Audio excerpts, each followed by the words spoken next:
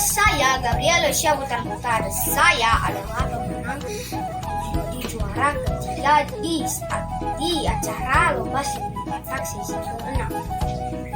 Terima kasih saya ucapkan kepada semua kakak-kakak, abang-abang, juri, ataupun panitia dalam lomba seni Batak sesi ke-6. Saya sangat bersyukur adanya lomba ini.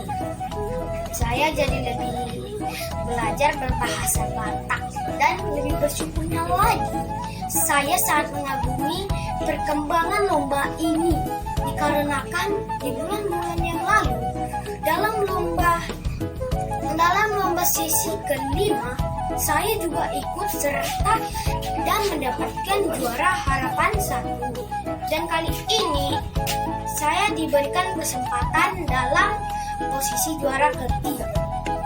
Adapun kelebihannya dan kemajuan dalam lomba seni Batak sesi ke-6, hadiahnya lebih sangat menarik. Terima kasih banyak ya buat semua panitia lomba seni Batak, dan mudah-mudahan kedepannya lebih maju lagi dan berjaya.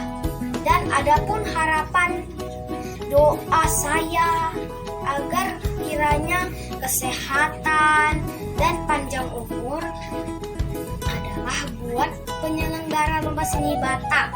Terima kasih dari saya, Gabriel Lucia. Horas.